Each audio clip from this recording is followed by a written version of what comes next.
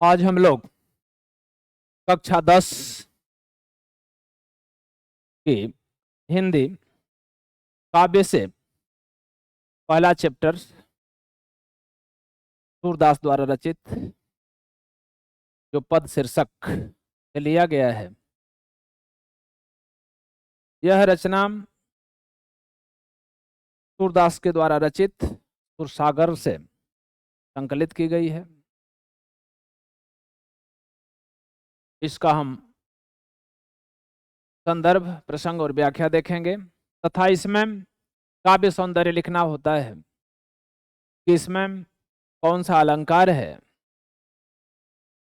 फिर देखना पड़ता है कि कौन सा गुण है, कौन सी भाषा है, शैली इसकी क्या है,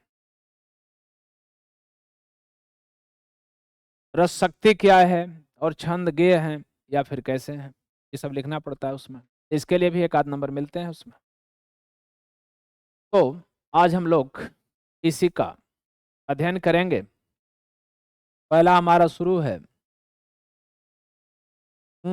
चरण कमल बंदौ हरिराई, चरण कमल बंदौ हरिराई, जाकी कृपा पंगु गिरि लंघन, जाकी कृपा पंगु गिरि लंघन, अंधे को सब कुछ दर्शाई, बहिरों सुने गुंग पुनि बोले, अरंक चले सिर छत्र धराई, बहिरों सुने गुंग पुनि बोले, अरंक चले सिर छत्र धराई, असुर दास स्वामी करुणामय, सूरदास स्वामी करुणामय, अबार बार बम कौति पाई, सूरदास स्वामी करुणामय, अबार बार बंदौ तिहि पाई। प्रस्तुत पाठ में अपने आराध्य भगवान श्री कृष्ण की सूरदास वंदना की है। अब इसमें लिखने के चरण में अगर यही लिखने के लिए आ जाता है तो सबसे पहले आप संदर्भ लिखेंगे। प्रस्तुत पंक्तियां हमारी पाठ्य पुस्तक काव्य संकलन में सूरदास द्वारा रचित पद नामक शीर्षक पाठ से लिया गया है। संदर्भ में लिखेंगे कि प्रस्तुत पंक्तियां हमारी पाठ्य पुस्तक काव्य संकलन में सूरदास द्वारा रचित पद नामक शीर्षक पाठ से लिया गया है। ये संदर्भ हो जाता है। इसमें दो चीजें आना जरूरी है, कौन सा शीर्षक है और इसको किसके द्वारा लिखा गया है। प्रसंग लिख देते हैं कि इसमें किस चीज का वर्णन है। तो प्रस्तुत पद्य में सूरदास ने अपने आराध्य श्री कृष्ण के चरणों की वंदना करते हुए उनकी महिमा का अत्यंत सुंदर ढंग से वर्णन किया है। भगवान का ही चरित्र चित्रण किया है, प्रणाम किया है, लेकिन बड़ा ही सुंदर ढंग से, बड़ा मनोरम ढंग से उनका वर्णन है। ये तो संदर्भ तो सब में एक ही रहेगा, लेकिन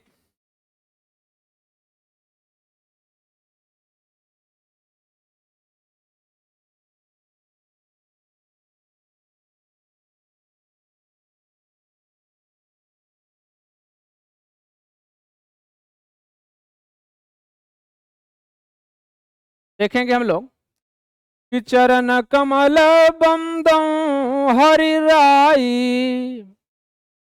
सूरदास जी कह रहे हैं कि हे राई, हे हरि। हरि माने होता है, तीन चीज होती हैं, हरिहर। हर माने होता है शंकर, और हरि माने क्या है, कृष्ण के लिए यहाँ कहा गया है। तो चरण कमल बंदौ हरि राई, हे हरि राय। राय मतलब संबोधन चिन्ह है, संबोधित किया जा रहा है, श्रेष्ठ बताया जा रहा है कि हे भगवान श्री कृष्ण, मैं आपके कमलवत चरणों की वंदना करता हूँ। चरण कमल बंदो हरि राई, हे हरि राई, हे भगवान श्री कृष्ण, मैं आपके कमलवत चरणों की वंदना करता हूँ। महिमा क्या है उसकी कि जाकी कृपा पंगु गिरी लंघन, जाकी मने जिसकी कृपा मात्र से पंगु मने लंगड़ा व्यक्ति भी गिरी मने पर्वत को लंघे मने पार कर जाता है। हे प्रभु, आपकी कृपा मात्र से क्या हो जाता कि जाकी कृपा पंगु गिरी लंघन, जिसकी कृपा मात्र से लंगड़ा व्यक्ति पर्वत को पार कर जाता है। अंधे को सब कुछ दर्शाई, अंधा व्यक्ति को सब कुछ दर्शाई मने दर्शन देने लगता है, सब कुछ दिखाई देने लगता है। हे प्रभु, आपकी महिमा बड़ी विचित्र है कि जाकी कृपा पंगु गिरी लंघन, अंधे को सब कुछ दर्शाई। हे प्रभु, आपके कृपा मात्र से पंगु व्यक्ति अर्थात लंगड़ा व्यक्ति भी पर्वत को पार कर जाता है और अंधे को सब कुछ दिखाई देने लगता है। और क्या होता है कि बहिरों सुने गुंग पुनि बोले, अरंक चले सिर छत्र धराई। बहिरों सुने अर्थात बहरा व्यक्ति भी सुनने लगता है। गुंग पुनि बोले, पुनि मने होता है फिर से, जो गुंगा व्यक्ति है जिसके पास वाक क्षमता नहीं है, बोलने की क्षमता नहीं है, प्रभु आपके कृपा मात्र से वो बोलने लगता है। तो बहिरों सुने गुंग पुनि बोले, बहरा व्यक्ति सुनने लगता है और गुंगा बोलने लगता है। अरंक चले सिर छत्र धराई, छत्र धारण करके कौन चलता है? तो राजा अर्थात रंक राजा बन जाता है। प्रभु रंक चले सिरम छत्र धराई, रंक छत्र धारण करके चलने लगता है अर्थात राजा बन जाता है।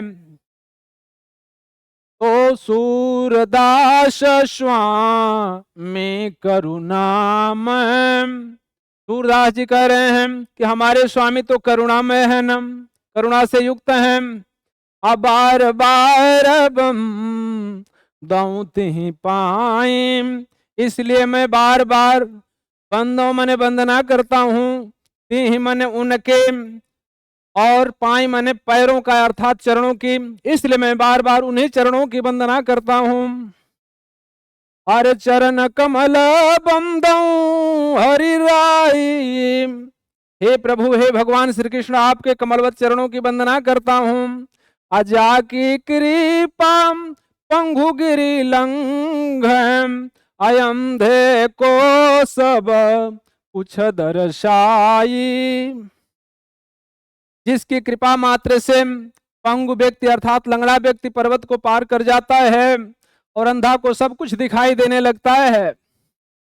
अरे बहिरो सुन गुंग पुनि बोले, अरंक चले सिर छत्र धराई, बहरा व्यक्ति सुनने लगता है, गूंगा बोलने लगता है, रंक व्यक्ति अपने सिर पर छत्र धारण करके राजा के समान चलने लगता है। सूरदास स्वामी करुणामय, अबार बार बम दौती पाई, सूरदास के स्वामी अर्थात भगवान श्री कृष्ण करुणामय हैं, बार बार इसीलिए वे उनके चरणों की वंदना करते हैं। तो बार बार बम दौती पाई, इसलिए मैं बार बार उस कमलवत चरणों की वंदना कर रहा हूं।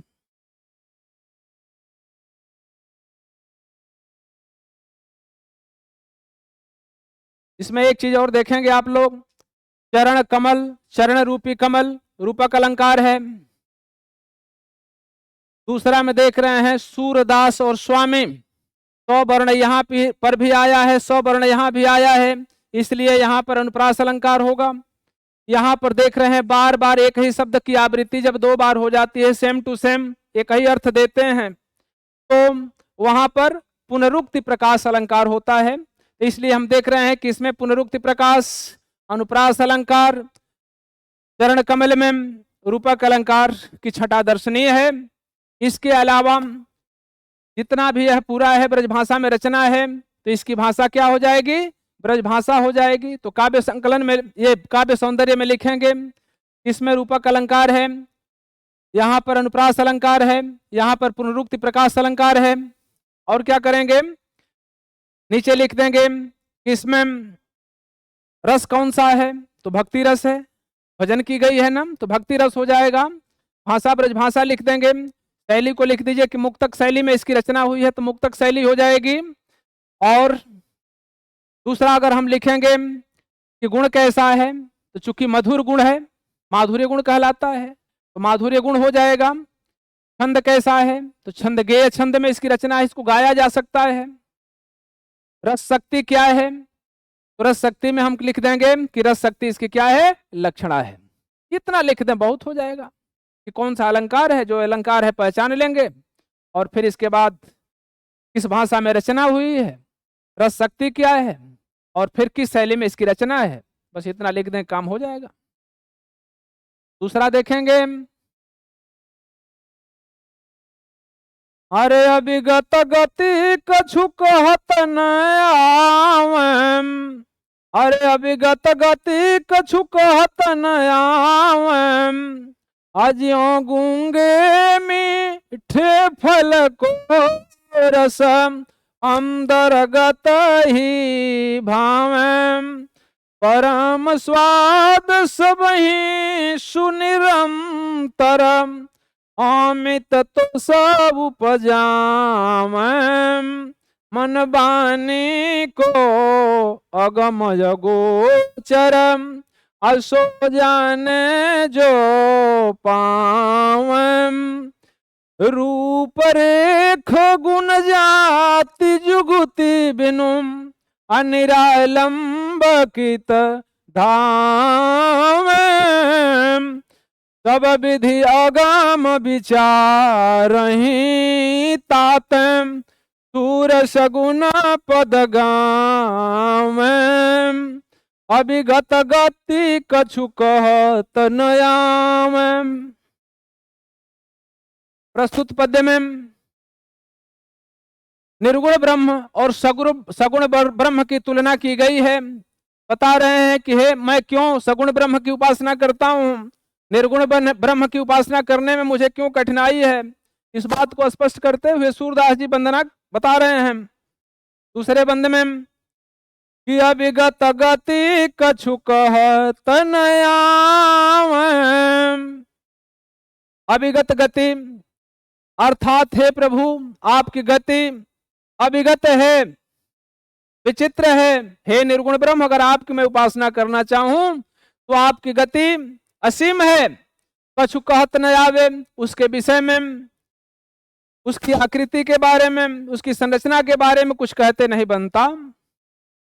किस तरह से नहीं कहते बनता कि ज्यों गूंगे मीठे फल को रस अंतर्गत ही भावे। बता रहा है कि हे प्रभु, आपका रस तो बड़ा अद्भुत है, जो पीता है वह आनंदमय हो जाता है, लेकिन किस तरह से वह व्यक्त नहीं कर पाता। तो बता रहे हैं कि ज्यों गूंगे मीठे फल को रस, जिस प्रकार से गूंगा व्यक्ति मीठे फल के रस को ग्रहण करके और अंतर्गत माने अपने आत्मा में उसे भाता है, अर्थात उसे अच्छा लगता है, उसकी अनुभूति को महसूस करता है, उसी तरह से हे निर्गुण ब्रह्म, आपका ज्ञान, आपकी महिमा, आपकी गति महसूस करने योग्य है हृदय में, लेकिन उसका वर्णन करना आसान नहीं है। क्यों? अरे परम स्वाद सबहि सुनिरंतर। बता रहे हैं कि उसका स्वाद भी परम है, श्रेष्ठ है, सबहि सुनिरंतर, सब जगह और सदैव विद्यमान है, निरंतर वह उसको महसूस किया जा सकता है। अमित तो सब उपजाम। अमित अर्थात असीमित संतोष भी उत्पन्न करने वाला है। और क्या बता रहे हैं? अरे मन बानी को अगमय गोचर, मन और वाणी से वह अगम है, अगोचर है, तो जाने जो पावे। हे प्रभु, आपको तो वही जान पाता है जो उसे प्राप्त कर लेता है।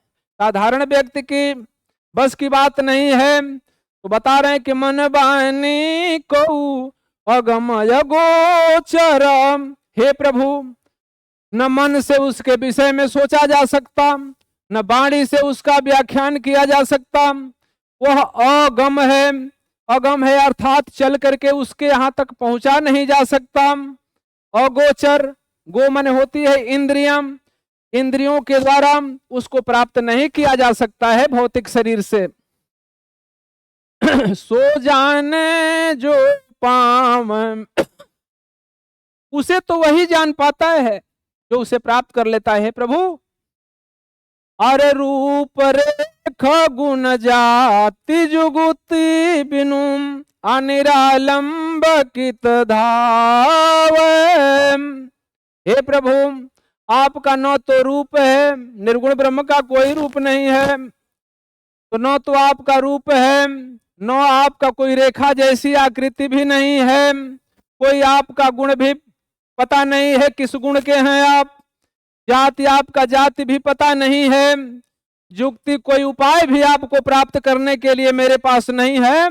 इसके बिना निरालंब कित धाम,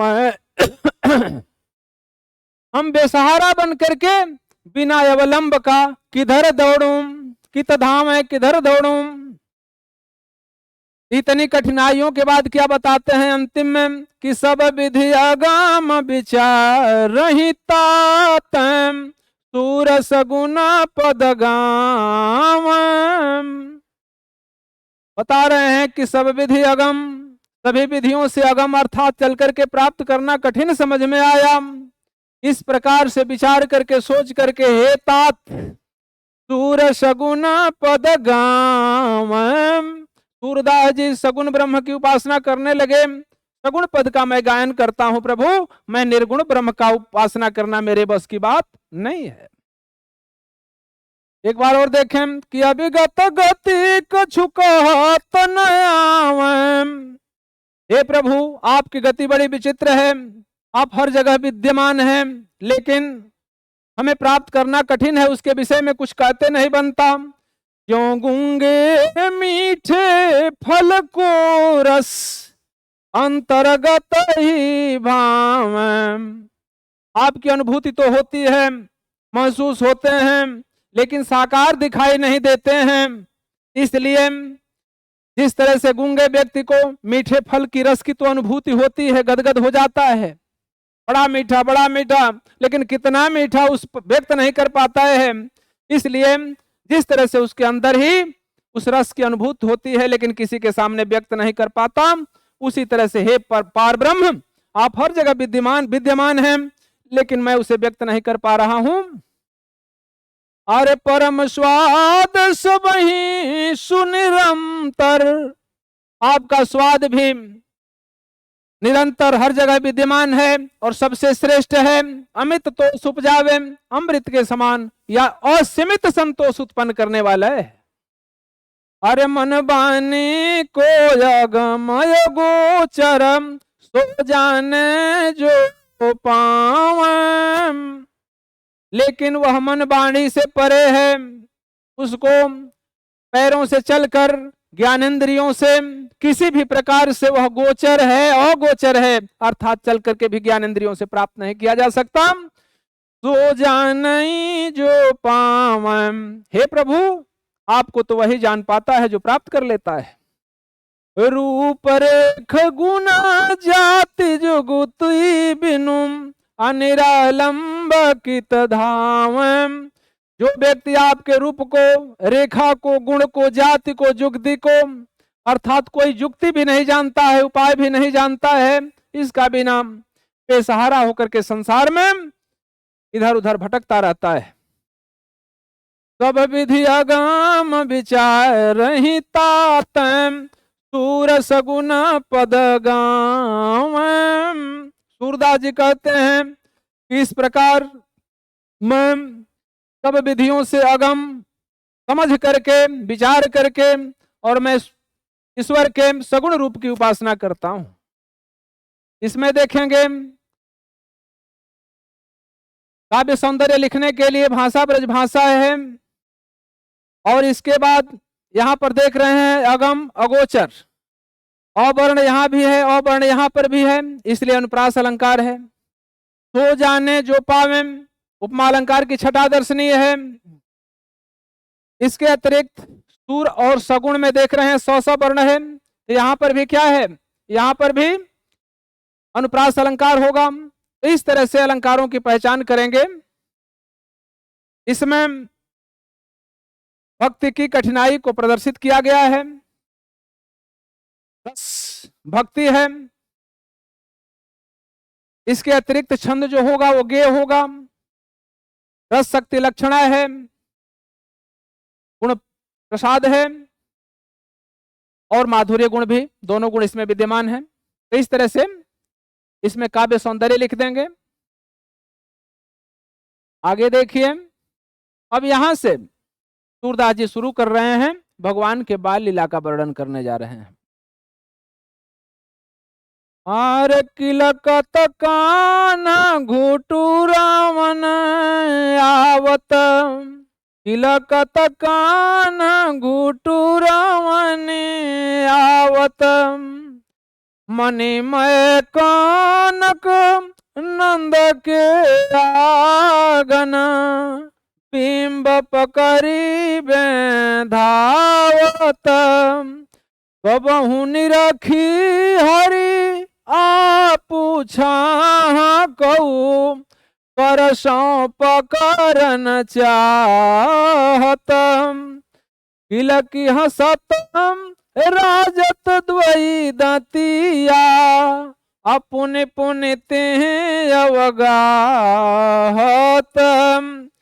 कनक भूमि परम कर पग छाया, यह शोभा यह उपमायिक राजति, करी करी प्रतिपद प्रतिमनि वसुधाम, कमल बैठकी साजती, बाल दशा सुख निरखी जशोदा, अपने पुण्य नंद बुलावती, आया चरा तरल ढाकी सूर के प्रभु को दूध पियावती। बता रहे हैं सूरदास जी कि कृष्ण अब धीरे धीरे पृथ्वी पर टहलने लायक हो गए हैं, थोड़ा बड़े हो गए हैं, लेकिन चल कैसे रहे हैं, अभी पैरों के बल नहीं घुटनों के बल ऐसे ऐसे चल रहे हैं। तो किलकत कान्हा घुटू रावण आवत, भगवान किलकारी मारते हुए धीरे धीरे घुटनों के बल चल रहे हैं। मन में मणियों से युक्त कनक और स्वर्ण, तो सोने और मणियों से युक्त नंद के आंगन में बिंब पकड़बे धावत, धातुएं जो होती है उसमें व्यक्ति की मुख और परछाई प्रतिबिंब झलकता है ना, तो चूंकि नंद का आंगन मणियों और सोने से युक्त है, और उसमें भगवान जब चलते हैं और उनके जो शरीर से काले होते हैं, उनके हाथ और पैर, हथेली और पैर के तलवे लगभग काले होते हैं, ये लाल होते हैं। तो मणिमय कनक नंद के आंगन, बिंब पकड़ी धावत, अपने ही प्रतिबिंब को पकड़ने के लिए दौड़ रहे हैं, अपने ही प्रतिबिंब को परछाई को देख के सोच रहे हैं कि इसमें भी बच्चा कोई चल रहा है का। अरे कबहु निरखी हरिया पूछा को, कभी कभी तो अपनी ही छाया को निरख करके देख करके करसों पकड़न चाहत, कर मने हाथों से उसे पकड़ना चाहते हैं कि अभी एक बच्चा है इसको भी पकड़ लें। कभी क्या करते हैं कि किलकी हंसत राजत द्वयी दतिया, कभी किलकारी मारते हुए जब हंसते हैं तो राजत माने सुशोभित होती है, दो दतिया भी दो दांत जमे हुए हैं भगवान के, तो दो दांत जब जमे हुए हैं उसकी छाया देखते हैं और हंसते हैं, तब फिर क्या होता है कि पुण्य पुण्यते अवगाहत, बार बार ऐसी क्रिया करते हुए उसे भी पकड़ने की कोशिश करते हैं।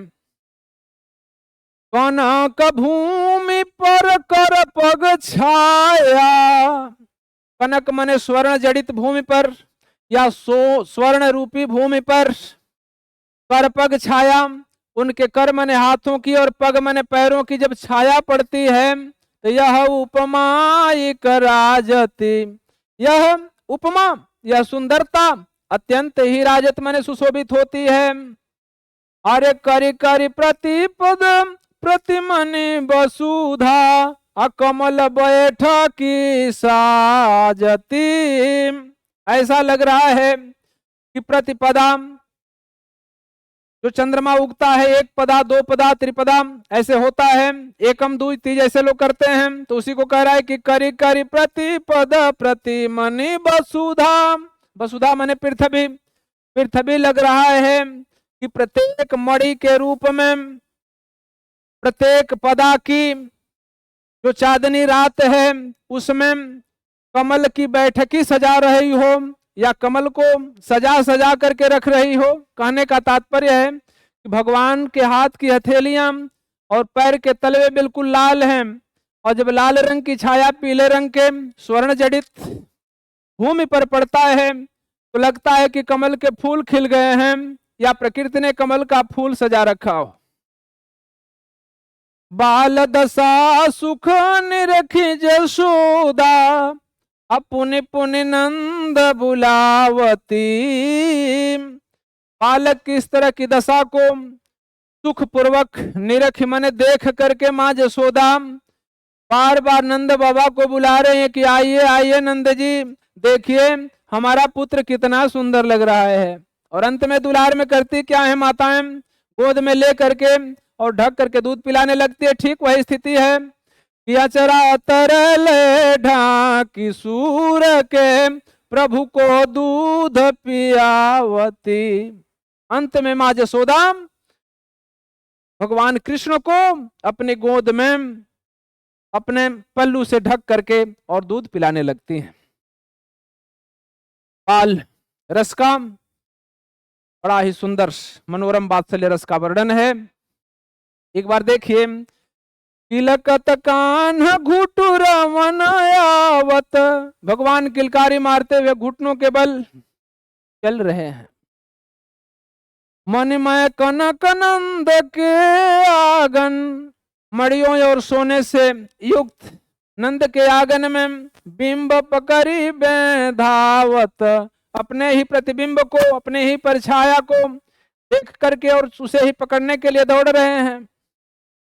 तो बहुनी रखी हरिया पूछा को, कभी कभी अपने ही छाया को देख करके अकर सौंप करन चाहत, अपने हाथों से उसे पकड़ना चाहते हैं।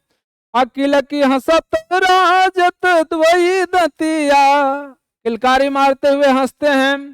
तो जो दो दांत अभी भगवान के जमे हुए हैं वह बड़े ही सुंदर लग रहे हैं। पुण्य पुण्यते अवगाहत, बार बार ऐसी ही क्रिया करते हैं, अर्थात उसे ही पकड़ने की कोशिश करते हैं। कनक भूमि पर कर पग छाया, बता रहे हैं कि वह स्वर्ण जड़ित भूमि पर जब एक साथ उनके दोनों हाथों की हथेलियों की और पैर के तलवों की प्रति छाया जब पड़ रही है ना, तो यह उपमा राजती, तो यह एक अलग ही उपमा, एक अलग ही सुंदरता बिखेर रही है। करी करी प्रति पद प्रति मनि वसुधा, कमल बैठकी साजती, लग रहा है कि प्रतिपदा की जो चांदनी रात है, ऐसी चांदनी रात में यह पृथ्वी मड़ियों को या तो सजा करके रखी हो या कमलों को की बैठकी सजा रखी हो, कमलों को कतार से लगा रखी हो। बाल दशा सुख निरखी जसोदा, बालक की इस तरह की स्थिति को, दशा को देख करके माँ जसोदा पुनि पुनि नंद बुलावती, अर्थात बार बार नंद बाबा को बुला रही हैं। देखिए मेरा बालक कितना सुंदर लग रहा है। आचरा तरले ढाकी सुर के प्रभु को दूध पियावती। अंत में आंचल से ढक करके और प्रभु श्री कृष्ण को दूध पिलाने लगती है माँ जसोदा। देखें इसमें काव्य सौंदर्य कैसे लिखेंगे। किलकत कान कौवर्ण की आवृत्ति हुई है, यहां पर अनुप्रास अलंकार होगा। दूसरा देखेंगे कौकर, कौ का कौवर्ण की आवृत्ति है, अनुप्रास अलंकार की छटा दर्शनीय है। आगे देखेंगे परिकरी, यहां पर भी अनुप्रास अलंकार की छटा दर्शनीय है कौवर्ण की आवृत्ति होने के कारण। इस तरह से हम काव्य सौंदर्य लिखेंगे कि इसमें अलंकार अनुप्रास अलंकार की छटा दर्शनीय है। और फिर क्या लिखेंगे, छंदगेय हो जाएगा, भाषा ब्रजभाषा हो जाएगी। और इसमें वात्सल्य रस का बड़ा अनुपम वर्णन है, तो वात्सल्य रस है। और इस तरह से इसका वर्णन कर देंगे और काव्य सौंदर्य लिख देंगे, इस पर नंबर आपको प्राप्त हो जाएंगे। भाषा लिखनी होती है, शैली मुक्तक है, बार बार वही प्रयोग करना है। और छंदगेय है और रस शक्ति लक्षणा है, लक्षण के आधार पर अर्थ निकल रहा है। आगे देखिए, अब भगवान श्री कृष्ण घुटने पर चलने वाले नहीं हैं, अब कृष्ण थोड़ा बड़े हो गए हैं।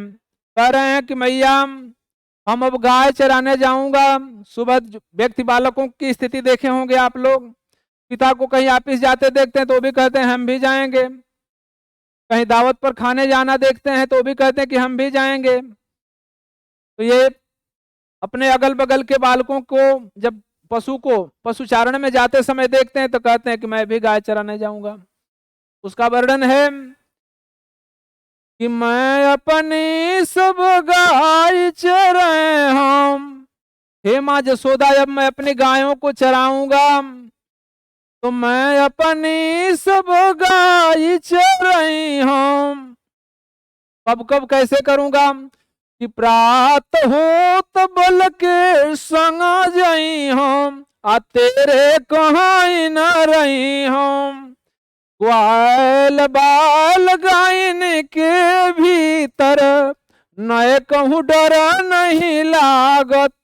जब बार बार कृष्ण हट करते हैं तो माँ जसोदा कहते हैं कि उसमें जाओगे तो जंगली जानवर तुम्हें खा जाएंगे। तो ये बता रहे हैं कि मुझे ऐसी कोई डर नहीं है। अरे ग्वाल बाल गायन के भीतर नए कहूँ डर नहीं लागत। आजन सोनंद दुआई अरे निरहूं गो जागत। बता रहे हैं कि आज सोऊंगा नहीं, न तो हो सकता है कहीं सोए मत रह जाऊं और ग्वाला गाय लेकर के चले जाएं। तो आजन सोमनंद दुहाई अरे निरहूं गो जागत। और ग्वाल सब गाय चराई हैं, अब मैं घर बैठे रहे ओम। सूर श्याम तुम सोई रहे ओम, अब प्रात जान मैं दई हम। इसमें बालहट का बड़ा सुंदर चित्रण किया गया है सूरदास के द्वारा। कह रहे हैं कि मैं अपनी सब गाय चरे हूं, हे मैया अब मैं अपनी सभी गायों को चराऊंगा। अपरात हो तो बोल के संग जाई हम, आ तेरे कहाँ न रही हम। प्रातः काल होते ही भैया बलराम के साथ, बल मने बलराम, भैया बलराम के संग में मैं जाऊंगा। आ तेरे कहे न रहे हो, तुम्हारे कहने से मैं घर पर नहीं रहूंगा। माँ डराती हैं कि जंगली जानवर है तुम्हें खा जाएंगे। तब फिर क्या बता रहे हैं कि ग्वाल बाल गायन के भीतर अनय कहूँ डर नहीं लागत। बता रहे हैं कि किनारे किनारे गायों के किनारे किनारे ग्वाले रहेंगे, ग्वाल के बच्चे रहेंगे ना। उसके बाद कौन रहेगा कि ग्वाल बाल गायन के भीतर, किनारे किनारे तो ग्वाल के बाल रहेंगे, बालक रहेंगे, उसके भीतर गायें रहेंगी और उसके भीतर मैं रहूंगा, इसलिए नए कहूं मैंने थोड़ा भी नहीं डर लगेगा मां। तो ग्वाल बाल गायन के भीतर नए कहूं डर नहीं लागत, ग्वाल बाल उसके भीतर गायें उसके अंदर मैं रहूंगा, वहां थोड़ा भी डर नहीं लगेगी मैया।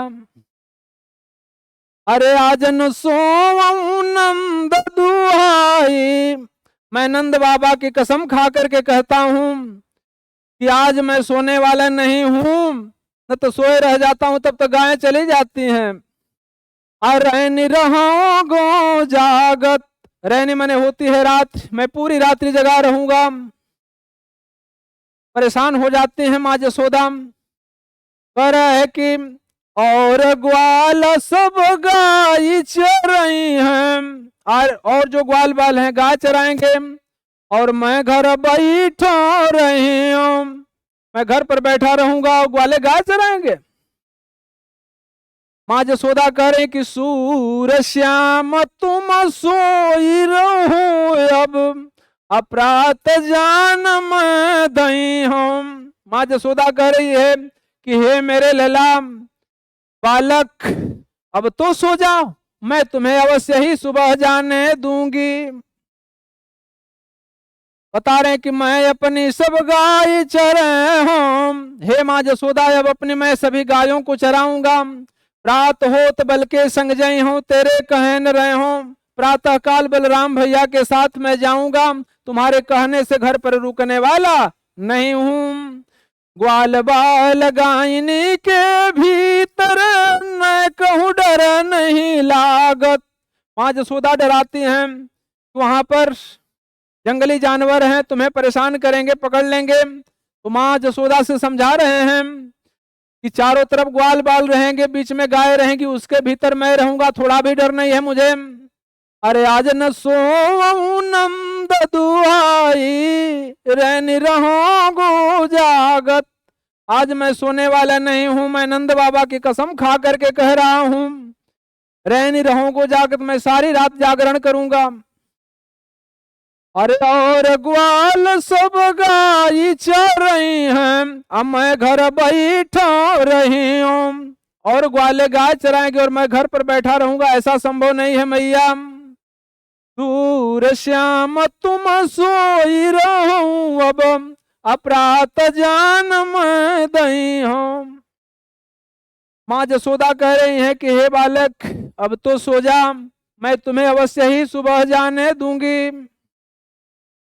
इसमें देखेंगे कि सूर और श्याम सवर्ण आने से यहां पर अनुप्रास अलंकार है। आगे देखेंगे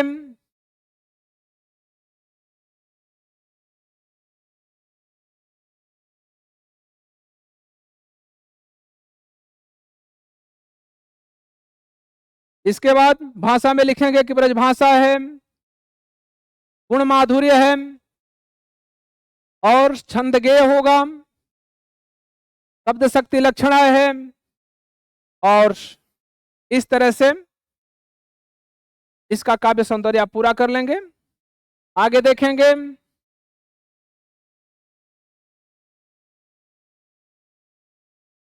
पांचवा कि मैया हो न चरैया गाई, पहले बार तो बड़ा हट किए और एक ही दिन में गए, थक गए, तो फिर अगले दिन से बोलते हैं कि अब मैं गाय चराने नहीं जाऊंगा मैया।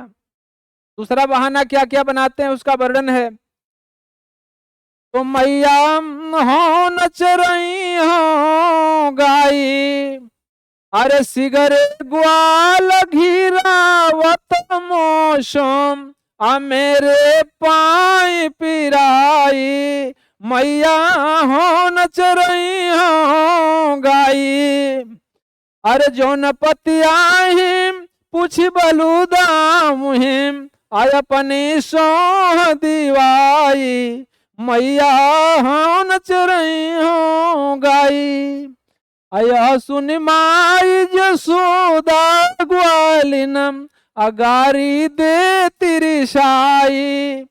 मैं पठवती अपने लरिका कहूँ आया में मन बोराई। दूर श्याम में रोवती बालक अमारत ताहिर गाई।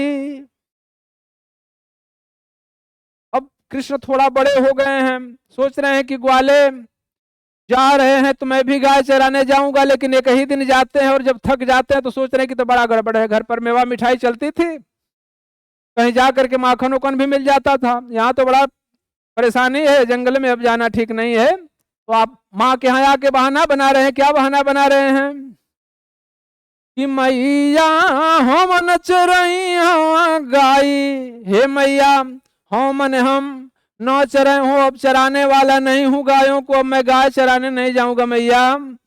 बता रहे कि क्यों नहीं जाऊंगा। अरे सिगरे ग्वाल घिरावत मौसम मेरे पाई पिराई। चरवाहों की आदत होती है, जो छोटा होता है उसी से घेर होता है, घेर लाओ घेर लाओ घेर लाओ। तो ये कह रहे हैं कि सारे ग्वाल हम ही को छोटा समझ करके दौड़ाते हैं, पूरे दिन दौड़ा दिया, मैं तो थक गया, मेरा पैर अब दर्द कर रहा है। तो सिगरे ग्वाल घिरावत मौसम, सारे ग्वाल मुझसे ही गायों को घेराते थे। अब मेरे पाई पिराई, और मेरा जो पैर है वो पिरा रहा है, दर्द कर रहा है मैया। आज जो न पतिया ही पूछ बलूदाम ही आज अपनी सोह दीवाई। यदि तुम्हें पतियाती नहीं हो, अगर विश्वास न हो न मैया, तो पूछ बलदा हूं, बलराम भैया से न पूछ लीजिए। और ऐसे मत पूछना, अपनी सौह दिवाई, अपनी सौगंध दिला करके, अपनी कसम दिला के पूछना, तब वो बताएंगे। अरे यह सुन माई जसोदा ग्वालिनम अगारी दे तरिशाई। ऐसा सुन करके माँ जसोदा ग्वालिन अर्थात ग्वालों को गारी दे त्रिशाई, क्रोध में आकर के गाली दे रही हैं। क्या कह रही हैं कि मैं पठवती अपने लरिका को आवे मन बहराई। मैं अपने बालक को इसलिए जंगल में भेजता हूं कि थोड़ा जाएंगे गायों के साथ और ग्वालों के साथ खेलेंगे तो मन बहला करके चले आएंगे। असुर श्याम में रोवती बालक अमारत ताहिर गाई। मेरा बालक अत्यंत बालक है ना, बाल्यावस्था में है, इसको मार रहे हैं और रिगा रहे हैं, मैंने चिढ़ा रहे हैं। ऐसा कह करके और माँ जसोदा क्या कर रही हैं, ग्वालों को गाली दे रही हैं। बाल दशा का बड़ा ही सुंदर मनोरम चित्रण किया गया है। तो बता रहे हैं दूसरे दिन की मैया हो नच रही हो गाई। हे मैया मैं गाय चराने अब नहीं जाऊंगा। दिगरे ग्वाल घिरावत मोशो मेरे पाई पिराई। सारे ग्वाल मुझसे ही गायों को घेरवाते हैं, इसलिए मेरा पैर दर्द कर रहा है मैया। अजो न पतिया ही पूछिया बलूदा महिम अपनी सोह दीवाई। अगर आपको विश्वास नहीं है तो बलराम भैया से सौगंध दे करके अपनी पूछ लो। अरे यह सुनी माई जसोदा ग्वालिनम अगारी दे तिरसाई। ऐसा सुन करके माँ जसोदा ग्वालों को क्रोधित होकर के गाली दे रही हैं। अब क्या कह रही हैं कि मैं पठवती अपने लरिका को आया में मन बहराई। मैं अपने बालक को इसलिए भेजती हूँ कि थोड़ा मन बहला के चलाएगा ना। तो सूर श्याम में रोजती बालक अमारत ताहिर गाई। कह रहे कि मेरा तो बालक अत्यंत अभी कमजोर है, छोटा है ना, इसको मार रहे हैं और रिगा रहे हैं। इसमें देखेंगे आप लोग सूरश्याम है, अनुप्रास अलंकार है। फिर देखेंगे मोसो मेरे, मो वर्ण आने की वजह से यहाँ भी अनुप्रास अलंकार है। तो इस तरह से अनुप्रास अलंकार की छटा दर्शनीय है। इसके अतिरिक्त भाषा ब्रजभाषा हो जाएगी। छंद जो होगा वह गेय है, गाने जोगे छंद है। रस शक्ति लक्षणा है। वात्सल्य रस कूट कूट करके भरा हुआ है और बाल दशा का सूरदास के द्वारा बड़ा ही मनोरम चित्रण किया गया है। इस तरह से लिख लेंगे। अंतिम छठा दे रहा है। अब गोपियों की इसमें भूमिका आ जाती है। गोपियां देख रही हैं कि जब तक श्री कृष्ण के पास मुरली नहीं थी तब तक तो श्री कृष्ण मेरे साथ हमेशा खेला करते थे, लेकिन अब क्या कर रहे हैं, अब रात दिन मुरली के साथ उलझे रहते हैं, मुरली को कभी छोड़ते नहीं, सोते वक्त भी कभी कमर में फंसे रहते हैं, कभी हाथ में लिए रहते हैं, कभी होठों पर लगाए रहते हैं। हम गोपियों की तो उनको सुधे नहीं है, कोई सुधि बुध नहीं है, तो कोई उपाय करना पड़ेगा। एक ही उपाय है कि मुरली को चुरा लिया जाए।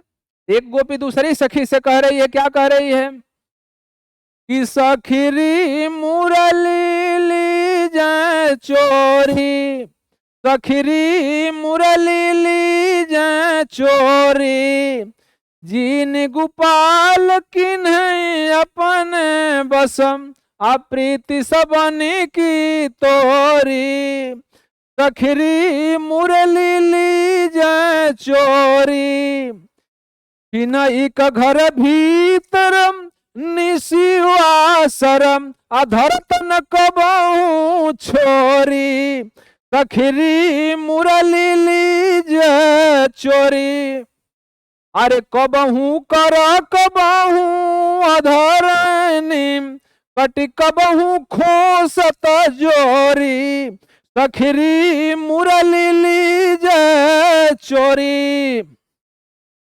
ना जानऊ कछु मेली मोहिनी, राखे यंग यंग भोरी, सूरदास प्रभु को मम सजनी, अबध्यो राग की डोरी, सखीरी मुरली ली जाए चोरी। हे सखी, एक ही उपाय है कि भगवान श्री कृष्ण की मुरली चुरा लिया जाए, तो सखीरी मुरली लीजिए चोर। हे सखी, श्री कृष्ण की मुरली को ही चुरा लेना चाहिए। क्या कर रही है मुरली, दीन गोपाल किन्हीं अपने बस, जिसने गोपाल को अर्थात श्री कृष्ण को अपने बस में कर लिया है, अप्रीति सबनी की तोरी।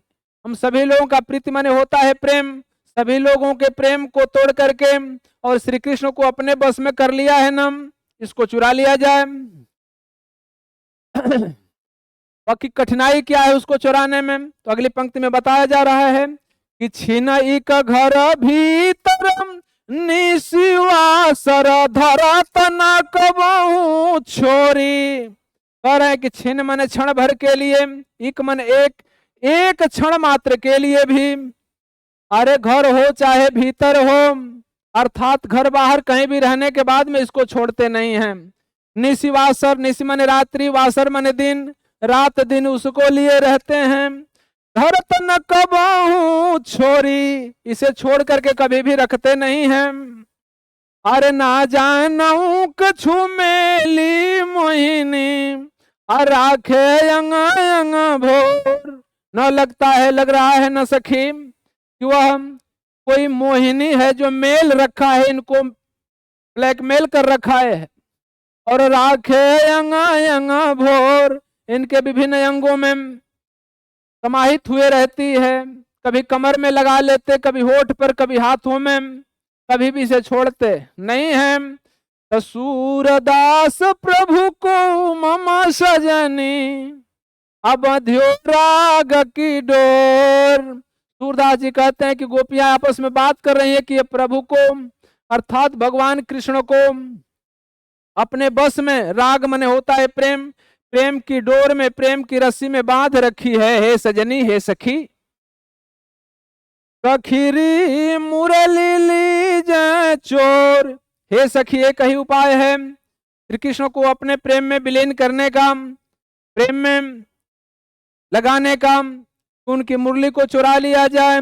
अरे जिन्हीं कुबाल किए अपने बस, जिसने गोपाल को, श्री कृष्ण को अपने बस में किया है, प्रीति सबने की तोड़, सारे लोगों के प्रेम को तोड़ के अपने बस में कर लिया है।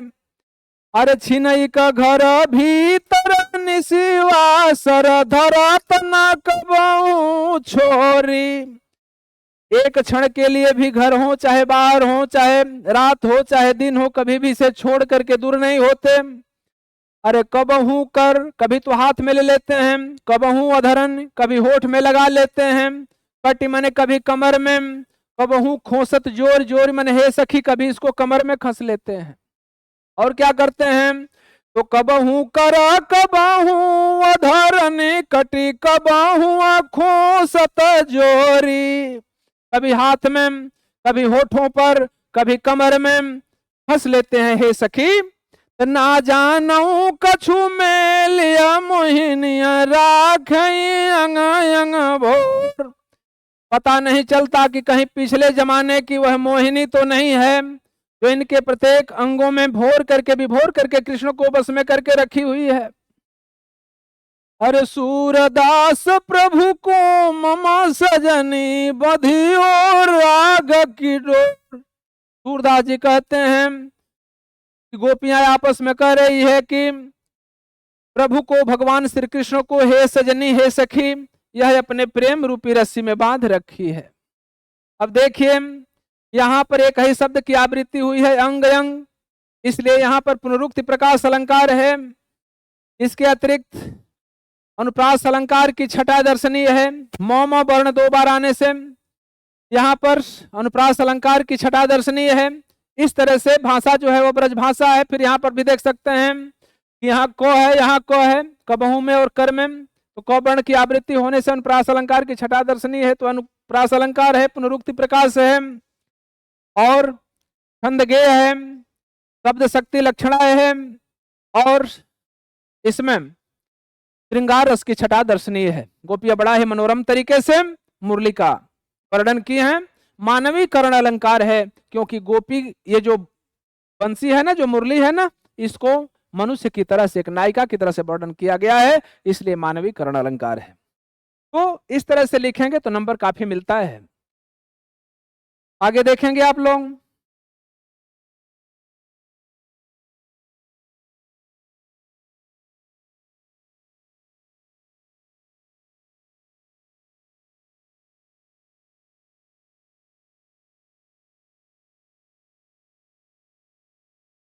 सातवां हम लोग देखेंगे व्याख्या कि उधो मोहि ब्रज बिसरत नाही, उधो मोहि ब्रज बिसरत नाही। एक दिन की बात है कि उधो और कृष्ण बैठे हुए हैं द्वारिकापुरी में। भगवान कृष्ण भी काले और उनसे भी बढ़कर के काले कौन, तो उनके मित्र उधो, आपस में बड़ी बनती है, दोनों लोग बात कर रहे हैं। उधो से व्यवस्था बता रहे हैं कि हे प्रभु, हे संत उधो जी, मुझे ब्रज भूलता नहीं है। क्या क्या नहीं भूलता है कि उधो मोहि ब्रज बिसरत नाही, हे उधो मोहि मने मुझे, ब्रज बिसरत नाही मने भूलता नहीं है, बुलाने पर भी भूलता नहीं। भले यहाँ द्वारिकापुरी में मैं राजा हूँ, लेकिन वहां का आनंद के सामने यहाँ का द्वारिकापुरी फीकी लग रही है और मथुरा भी फीका लग रहा है। तो वृंदावन गोकुल बन उपवन सघन कुंज की छाही, वृंदा नामक जंगल, वहां का गोकुल मने गायों का समूह, वहां के वन और उपवन मने बगीचे, सघन कुंजों की छाया, जो सघन नए नए पुष्प हैं उनकी कुंजों की छाया में जितना आनंद आता था ना, इस राज दरबार में उतना आनंद नहीं आता। तो वृंदावन गोकुल बन उपवन असघन कुंज की छाही, अपरात समय माता जसुमती अरुणंदई देखी सुख पावत। प्रातः काल या प्रातः काल के समय में माता जसुमती अर्थात जसोदा मैया और नंद बाबा मुझे देख करके जो आनंद की अनुभूति करते थे ना, और उनके आनंद से मैं भी गदगद हो जाता। वह आनंद यहाँ नहीं है। आगे देखिए कि माखन रोटी दही सजायो अयति हित साथ खवावत। मक्खन रोटी और दही थाल में सजा करके अत्यंत प्रेम के साथ में, अत्यंत हित के साथ, हित माने परम कल्याण के साथ, जो प्रेम के साथ हमें खिलाते थे ना, उतना आनंद अब नहीं आता। तो गोपी ग्वाल बाल संग खेलत सब दिन हंसत सी रात। गोपी ग्वाले और ग्वालों के बालक, अर्थात जब गाय चराने हम लोग जाया करते थे ना, तो गोपियां होती थीं और ग्वालों के बालक होते थे। इनके संग में खेलते खेलते सब दिन हंसत सी रात, सारा दिन हंसते हंसते सी रात मैंने बीत जाता था, पता नहीं चलता था कि कब संध्या हो गई। देखने पर अरे भाई तो सूर्य अस्त होने को है, जल्दी ले चलिए घर पर गायों को। तो वह आनंद अब यहाँ अनुभूति नहीं हो रही है उस आनंद की। अरे सूरदास धनी धनी ब्रजवासी अजिन सोहित जदूतात। अंतिम पंक्ति उद्धव के लिए प्रयुक्त हुई है। सूरदास जी बता रहे हैं कि उद्धव कहने लगते हैं कि धन धन ब्रजवासी, ऐसे ब्रजवासी तो धन्य हैं जिन सो हित जदुतात, जिनके हित के लिए जदुतात अर्थात जदु के कुल में पैदा होने वाले श्री कृष्ण जिनकी चिंता करते हैं, भगवान ही जिसकी चिंता करने लगे वह तो धन्य ही कहा जाएगा ना। तो ब्रजवासी धन्य हैं, भगवान आज भी उनकी चिंता किया करते हैं। धन धन होने के कारण यहाँ देख रहे हैं धन धन की आवृत्ति 2 बार होने की वजह से पुनरुक्ति प्रकाश अलंकार है। आगे देखिए अरे उधो मोहि ब्रज बिसरत नहीं, हे उधो मुझे ब्रज भूलता नहीं है। अरे वृंदावन गोकुल बन उपवन सघन कुंज की छाई। वह वृंदा नामक जंगल, गायों का समूह, वहां के वन, वहां के उपवन, सघन कुंजों की छाया, वह मुझे भूलती नहीं है। अरे प्रातः समय माता जसुमती अरुणमदयी देखी सुख पावत। प्रातः काल माता जसोदा और नंद बाबा मुझे देख करके जो सुख का अनुभव करते थे ना, आज उस अनुभूत को करने वाला भला कौन है। अरे माखन रोटी दही सजायो अति हित साथ खवावत। मक्खन रोटी और दही सजा करके थाल में जो बड़ा प्रेम के साथ हमें खिलाते थे ना, आज वह आनंद की अनुभूति नहीं होती, वह प्रेम कहां। अरे गोपी ग्वाल बाल संग खेलत सब दिन हंसत सी रात। गोपी और ग्वाल बालों के साथ खेलते खेलते पूरा दिन समाप्त हो जाता था, पता नहीं चलता था कि पूरा दिन कहाँ गया।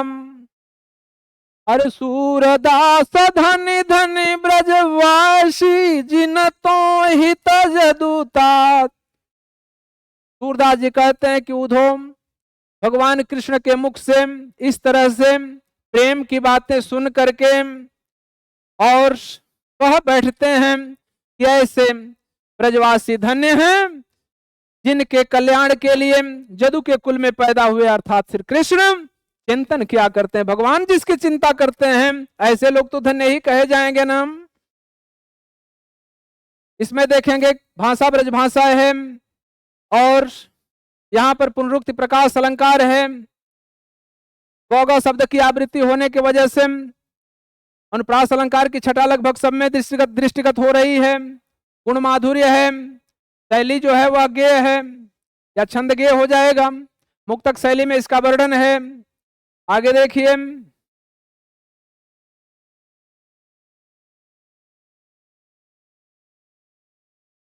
8वां देख रहे हैं हम लोग कि उधो मन न भय 10-20 एक तो सो गयो श्याम संग कोय राधे। अब भगवान के इस तरह के चिंतन करने से भला कौन प्रभावित नहीं हो जाएगा। उधो भी कहे कि तनी हम भी चल करके एक बार देखाएं कि कैसी गोपियां हैं, कैसा सघन कुंज की छाया है, जो सोदा और नंद बाबा का प्रेम कैसा है। उद्धव जी चल देते हैं गोपियों के पास कह रहे कि हे श्री कृष्ण मैं जा रहा हूं और मैं वहां जाकर के ऐसी योग विद्या सिखाऊंगा कि गोपियां आपका चिंतन ही भूल करके और मेरे पर ब्रह्म का चिंतन करने लगेंगी। अब उद्धव जी चले आते हैं कहाँ? उद्धव चले आते हैं गोपियों के पास।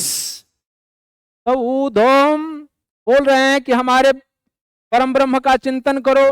कृष्ण तो भाई बड़ा गड़बड़ है, उछल करता है, चला गया छोड़ के तुम लोगों को ना, हमारा पार ब्रह्म तुम्हारे साथ सदैव रहेगा।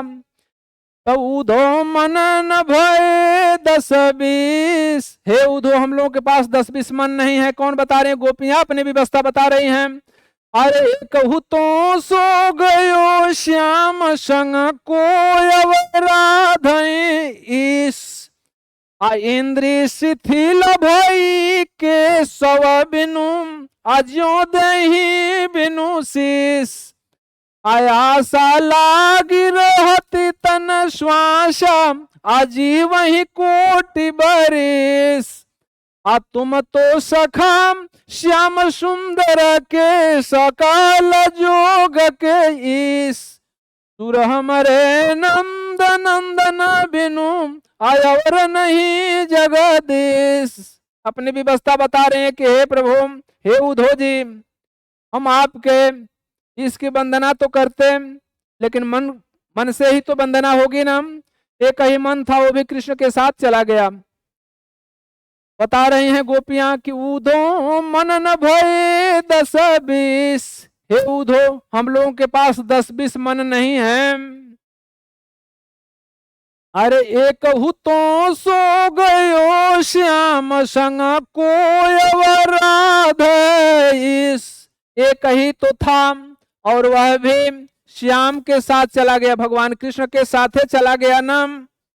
अब कोई राधेश, भला बताइए को मने कौन और राधे मने आराधना करे, इस मने आपके इष्ट की, आपके ईश्वर की वंदना भला कौन करे? मन रहेगा तभी तो करेंगे। एक ही मन था, वो भी कृष्ण के साथ चला गया।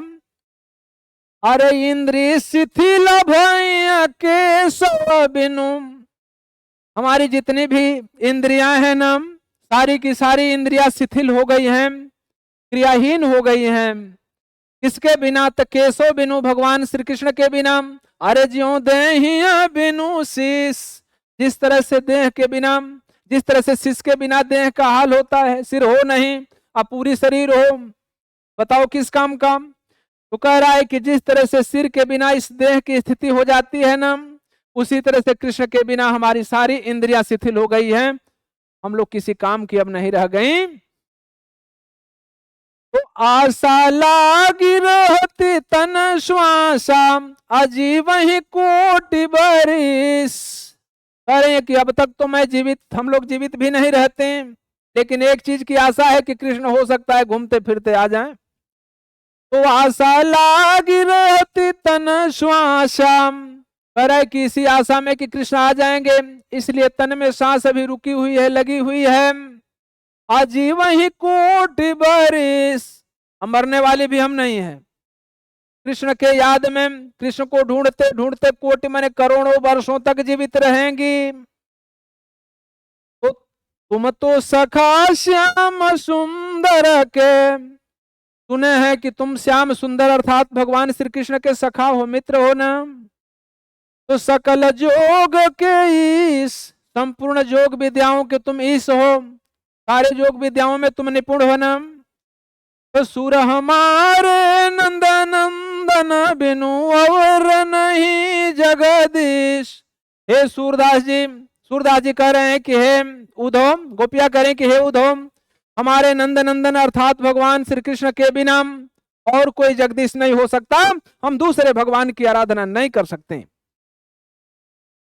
तो उद्धव मन न भय 10-20, हे उद्धव हमारे पास 10-20 मन नहीं है। एक तो सो गयो श्याम संग को राधेश, एक ही तो था और वह भी श्री कृष्ण के साथ चला गया, और भला आपके इसकी वंदना कौन करे? अरे इंद्री शिथिल भय के सब बिनु ज्यों देहि बिनु शीस, इंद्रिया सभी शिथिल हो चुकी हैं भगवान श्री कृष्ण के बिना। ठीक वही स्थिति है जैसे शीश के बिना शरीर की स्थिति होती है। अरे आशा लागी रहती तन श्वासा, जी वही कोटि बरिस। इस आशा में, यही आशा लगी रहती है और उसी आशा में कि कृष्ण आ जाएंगे। तन में सांस चल रही है और ये सांस जाने वाली नहीं है। करे कि जी वही कोटि बरिस, करोड़ों करोड़ों वर्षों तक हम जीवित रहेंगे परमात्मा के याद में। अरे तुम तो सखा श्याम सुंदर के सकल जुग के ईश। तुम तो श्याम सुंदर भगवान श्री कृष्ण के सखा हो न, मित्र हो न, और सारे जोग विद्याओं में निपुण हो। तो सूर हमारे नंद नंदन बिनु अवर नहीं जगदीश। गोपियां कह रही हैं कि हे उद्धव सुन लो कान खोल करके, उस नंद के नंदन अर्थात भगवान श्री कृष्ण के अलावा मेरा कोई दूसरा जगदीश नहीं बन सकता, दूसरा इष्ट नहीं हो सकता। हमारा केवल प्रेम अगर लगा हुआ है तो श्री कृष्ण के साथ रहेगा। इसमें देखेंगे तुम तो, यहाँ पर क्या है, अनुप्रास अलंकार की छठा दर्शनीय है। यहाँ पर मन न अंत्यानुप्रास है। जब जिस वर्ण की अंतिम वर्ण दूसरे वर्ण के अंतिम वर्ण से मिलती है तो अंत्यानुप्रास होता है। तो अनुप्रास अलंकार की छठा दर्शनीय है। क्यों दे ही बिन शेष, यहाँ पर दृष्टांत अलंकार है।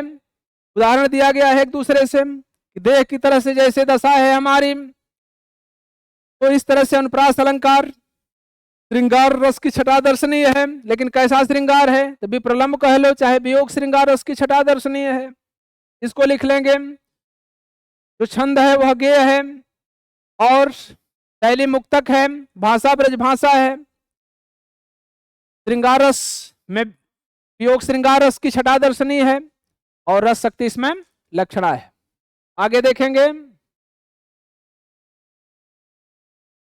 अब इसमें उद्धव कहते हैं कि अरे भाई सुनो, कृष्ण छलिया है, काहे उसके चक्कर में पड़ी रहती हो, मेरे इष्ट की वंदना करो। अब गोपियां क्रोधित हो जाती हैं, खिसिया जाती हैं और उलाहना देना शुरू करती हैं। क्या कह रही हैं कि उद्धव जाऊं तुम ही हम जान। हे उद्धव जा जा, तुम्हें मैं क्या करता हूं जानती हूं कि उद्धव जाऊं तुम ही हम जान। श्याम तुम ही यहाँ नहीं पठायो, अरे श्याम तुम ही यहाँ को नहीं पठायो, तुम हम बीच भूलान। ब्रज नारी न सो जोग कहत हूँ, बात कहत न ल जान। उधो जाऊं तुम ही हम जान। अरे बड़े लोग न विवेक तुम्हारे, ऐसे भोए अजान। हम सो कहिलैया हम सही कैम, अजिय गुण ले हुसैन। कहाँ अबला कहाँ दशा दिगंबर, माष्टि करऊं पहचान। साच कहो तुमको अपनी शवम, अबूझत बात निदान। सूर श्याम जब तुम ही पठायो, तब न कहूँ मुस्कान। उधो जाहु तुम ही हम जान। गोपियां कह रही हैं कि जाइए जाइए उद्धव जी, हम आपको अच्छी तरह से जानते हैं, इष्ट फिष्ट मत बतियाइए यहाँ। तो उद्धव जाऊं तुम ही हम जान। हे उद्धव यहाँ से निकल जाइए, इसी में गुंजाइश है, तुम्हें हम अच्छी तरह से जानते हैं। अरे श्याम तुम ही यहाँ कौन ही पठायो, और तुम हम बीच भूलान। भला श्री कृष्ण तुमको यहाँ क्यों भेजेंगे, तुम तो लग रहा है कि बीच से रास्ते भूल करके यहाँ आ गए हो। अरे ब्रज नारिनी समझोग कहत हम, बात कहत न ल जान। ब्रज की नारियों से सौमन से योग कहत अर्थात योग की हठ योग की साधना करने के लिए कह रहे हो, तुम्हें लज्जा नहीं आती। अरे बात कहत न ल जान, ये बात कहते हुए तुम्हें लज्जा नहीं आती। अरे बड़े लोग न विवेक तुम्हारे, ऐसे भयान।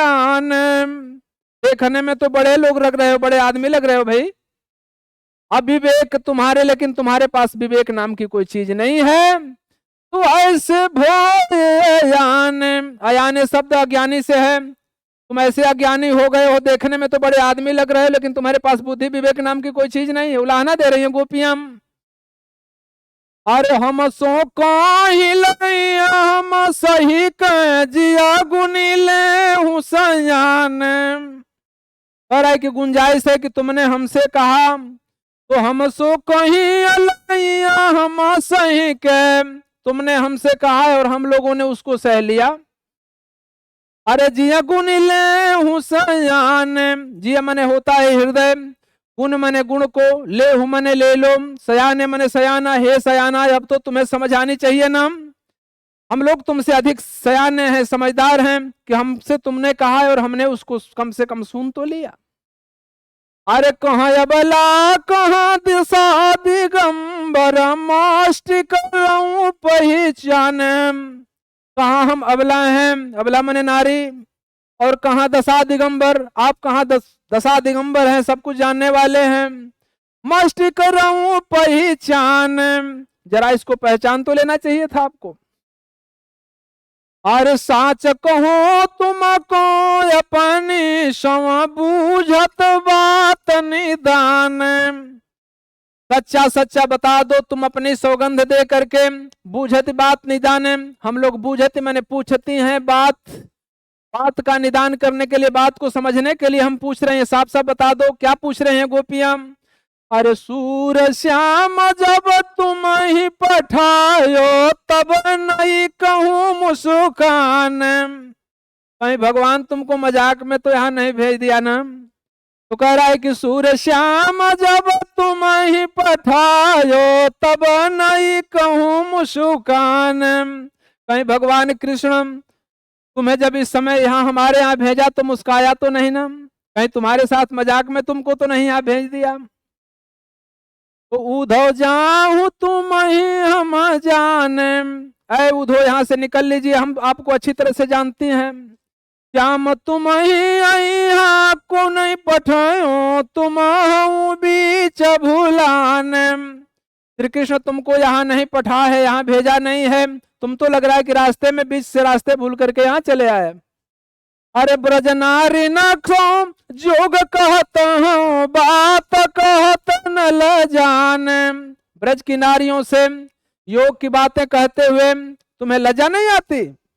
अरे बड़े लोग न विवेक तुम्हारे ऐसे भयान, देखने में तो बड़े आदमी लग रहे हो, लेकिन तुम्हें विवेक और बुद्धि नाम की कोई चीज नहीं है, तुम तो अज्ञानी जैसे हो गए हो।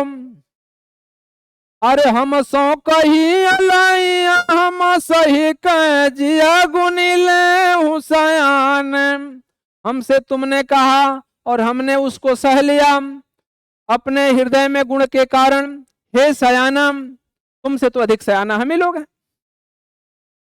अरे कहाँ बला कहाँ दासा दिगंबर मास्टिक रहूं पहचान, कहाँ हम लोग कहाँ अबला हैं, नारी हैं, कहाँ आप दशा दिगंबर हैं, मष्ट करो पहचान, जरा आपको ध्यान से पहचान तो लेना चाहिए। अरे साच कहो तुम कहूँ सपने सम बूझत बात निदान, बात को निदान करने के लिए, समझने के लिए हम आपसे सच्ची सच्ची बात पूछ रहे हैं अपनी सौगंध दे करके।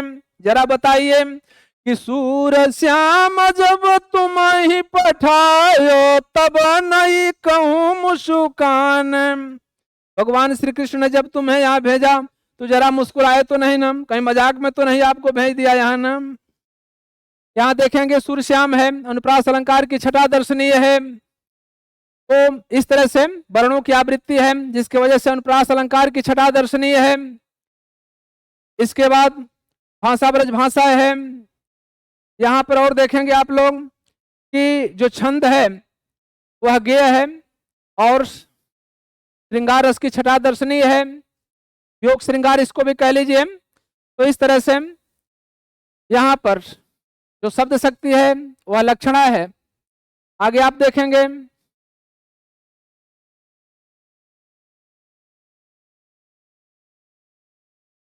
10वां है कि निर्गुण कवन देश कौ वासी, निर्गुण कौन देश कौ वासी। अभी इतने उलाहना देने के बाद वो मान नहीं रहे हैं। कौन? उद्धव जी। अब उद्धव जी नहीं मान रहे कि नहीं भाई हमारे आराधना करिए, हम इतना दूर से चल के आया हूं आपको योग विद्या सिखाने के लिए, निर्गुण ब्रह्म की उपासना करो, सगुण के चक्कर में मत पड़ो। कभी पूछने लगती हैं कि निर्गुण कौन देश कौन वासी, आपका निर्गुण ब्रह्म किस देश का रहने वाला है बताओ ना।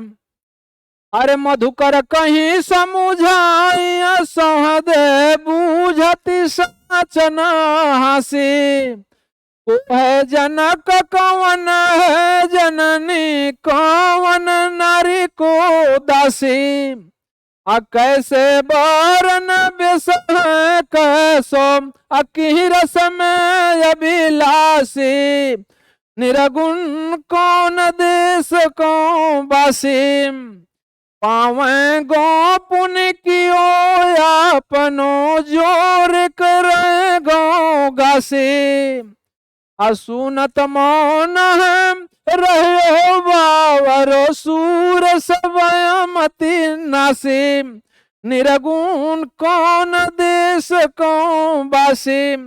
गोपियां उलाहना देना शुरू कर दी कि बताइए, नहीं है मानेंगे तो चलिए, आपका निर्गुण ब्रह्म किस देश का रहने वाला है। हमारा कृष्ण तो ब्रज में रहता है, बहुत गया तो ब्रज से निकल करके कहाँ गया, तो यहां से निकल करके मथुरा चले गए, फिर आ जाएंगे। अब आपका भगवान कहाँ रहता है बताइए ना। कि निर्गुण कौन देश कौन वासी, आपका निर्गुण ब्रह्म किस देश का निवासी है। अरे मधुकर कहीं समुझाई सहदे बूझती साचन हासी। हे मधुकर, मधुकर शब्द यहाँ पर बताए थे ना कि उद्धव जी बड़ा काले थे, भौरा से तन को अच्छा नहीं थे, बिल्कुल भौरे जैसे रंग था, तो मधुकर मैंने भौरा होता है। तो मधुकर कहीं समुझाई सहदे बूझती साचन हासी। हे मधुकर जी, हे उद्धव जी, जरा कह करके हमें समझा दीजिए ना। कौन दे, हम अपनी सौगंध दे करके आपसे पूछ रही हैं, बूझती मैंने पूछ रही हैं, सच्ची सच्ची बातें कर रही हैं, हंसी नहीं कर रही हैं। हम लोग सही सही बातें पूछ रहे हैं कि आपका निर्गुण ब्रह्म जो है वो कहाँ रहता है, कहाँ निवास करता है।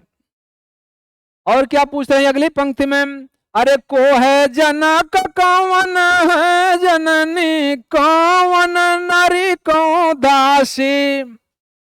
हमारे कृष्ण के तो पिता का नाम सुने हैं वासुदेव, लालन पालन नंद बाबा के यहाँ हुआ, या तो नंद बाबा कह लें या वासुदेव कह लें चल जाएगा।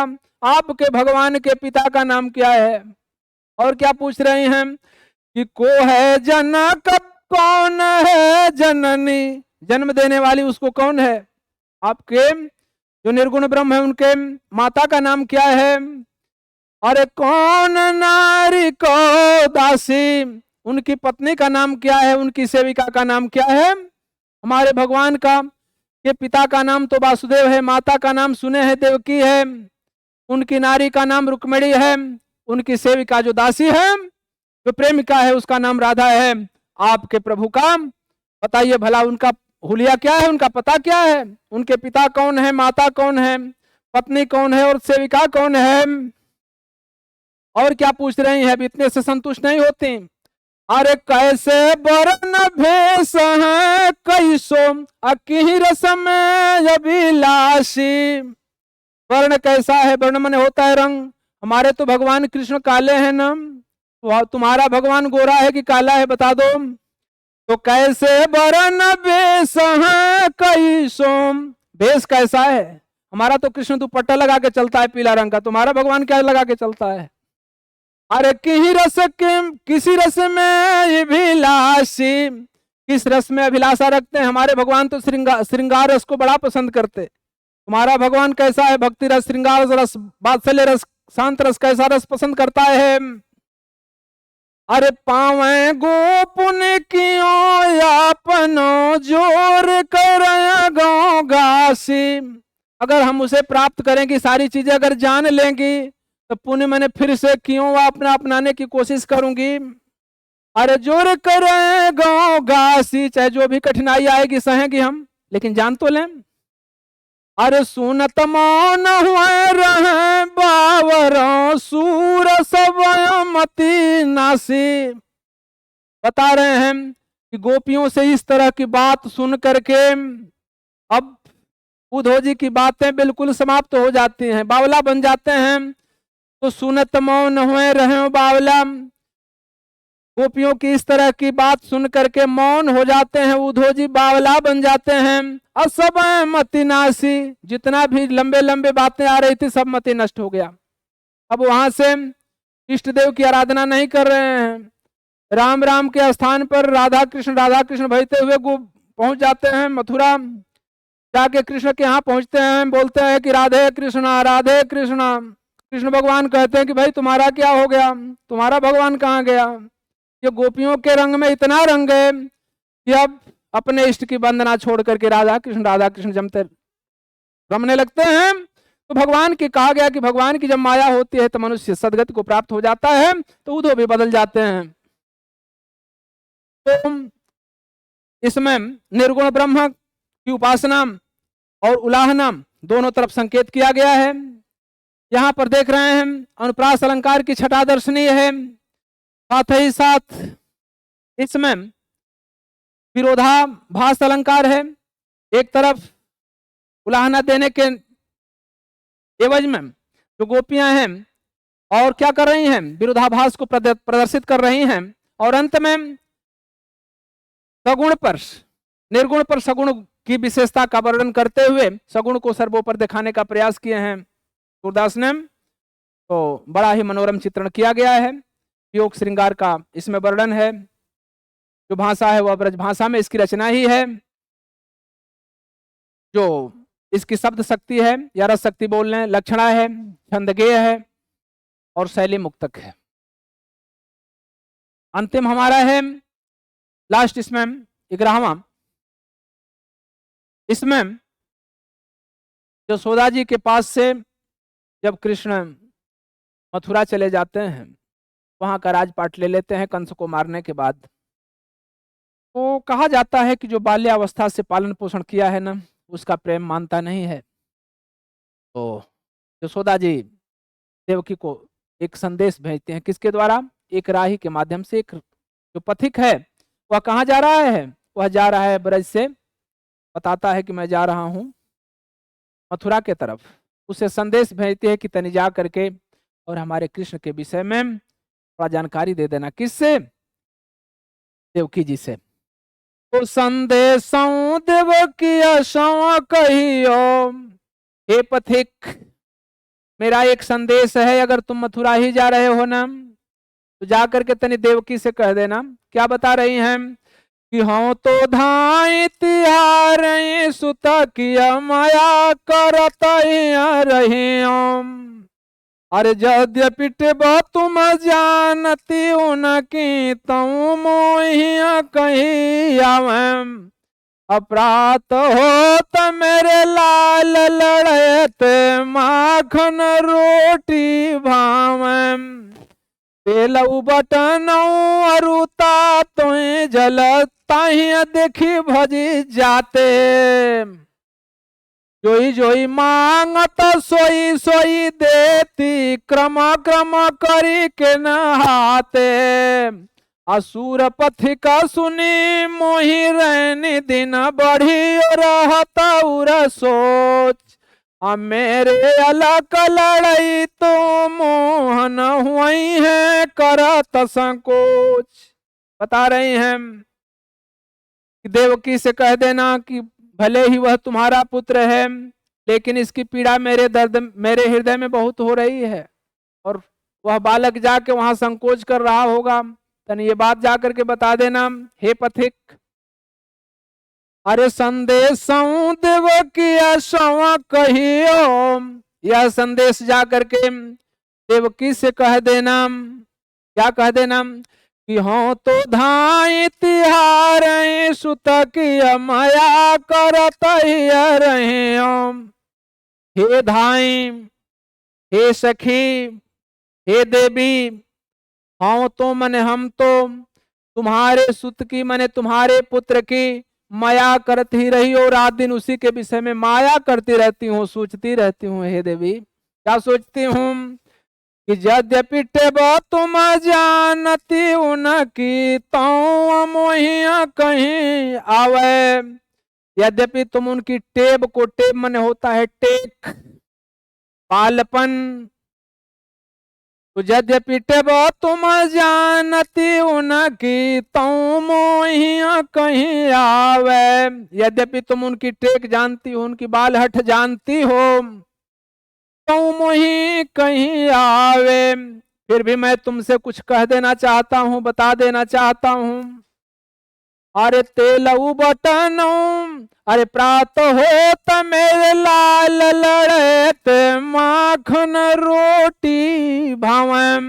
प्रातः काल होते ही मेरे लाल भगवान श्री कृष्ण को, लाल लड़ते मैंने मेरे अत्यंत दुलारे को, अरे माखन रोटी भावम, माखन और रोटी अच्छी लगती है उनको।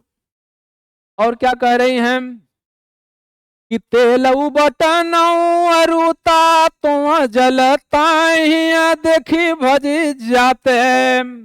एक साथ तेल देख लेते हैं, उबटन देख लेते हैं और जल, तीन चीजें देख करके समझ रहे हैं कि अब नहाना पड़ेगा, इसलिए भागने लगते हैं। एक काम करना कि तेलऊ बटनऊ अरुता तो जलता ही देखी भजी जाते। लेकिन नहाते कैसे हैं कि जोई जोई मांगत सोई सोई देती, क्रम क्रम करी के नहाते। मैं जो उनसे जो हमसे मांगते हैं एक एक चीज करके कि माता अब तेल ले आओ, अब बटन लाओ, अब जल लाओ, अब स्नान करूंगा, तो ऐसे देती हूँ। तो क्या करते हैं, नहाते हैं। तो जोई जोई मांगत सोई सोई देती, क्रम क्रम करी के नहाते।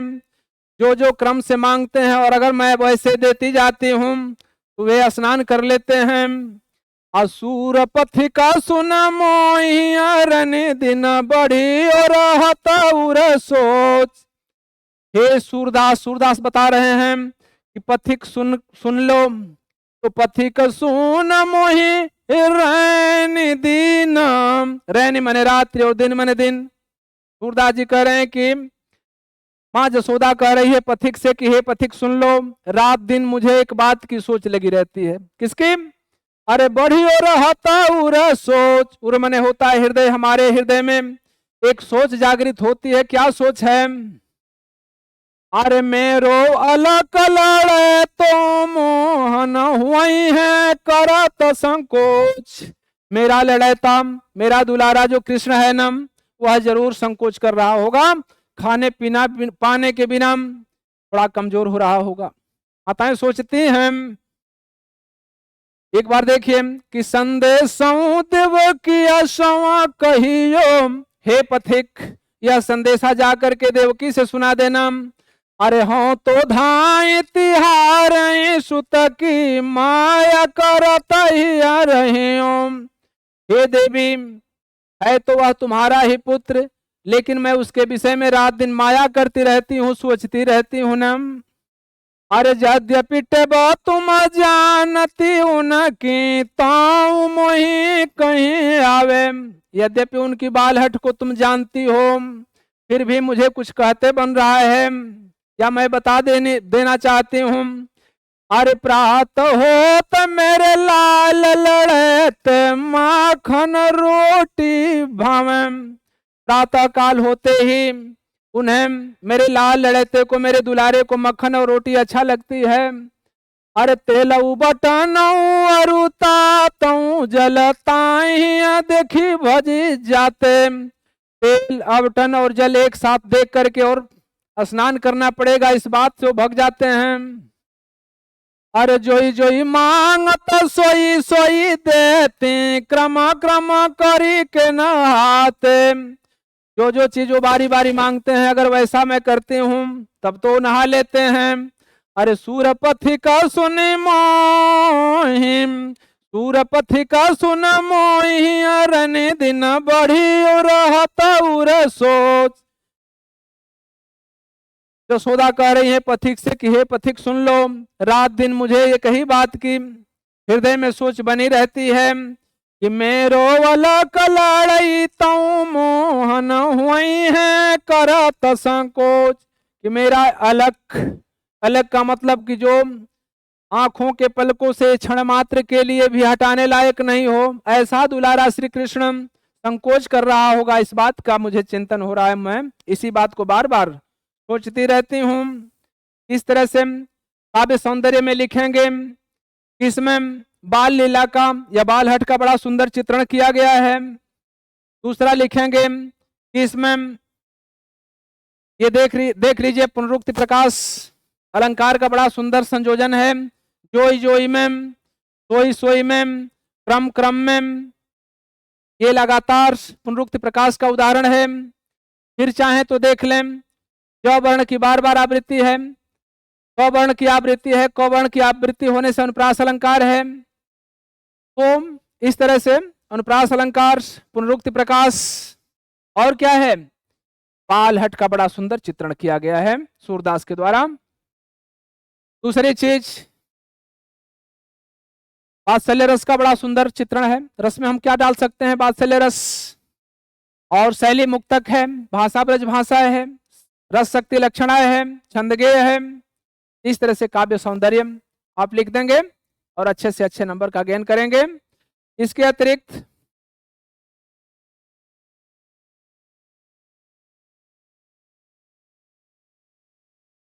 इसी तरह की वीडियो और अच्छी जानकारी प्राप्त करने के लिए आप हमारे चैनल TR.AN क्लासेस पर सब्सक्राइब करके और बेल आइकन को स्पर्श कर दीजिए, जिसकी वजह से हमेशा जो भी वीडियो यहाँ से डाली जा रही है आपको निरंतर मिलती रहे। सारे सब्जेक्ट की वीडियो आपको यहाँ से मिलेंगी, हाई स्कूल हो चाहे इंटर हो चाहे वनडे एग्जाम हो, सारी चीज़ें आपको यहाँ से मिलेंगी। बस केवल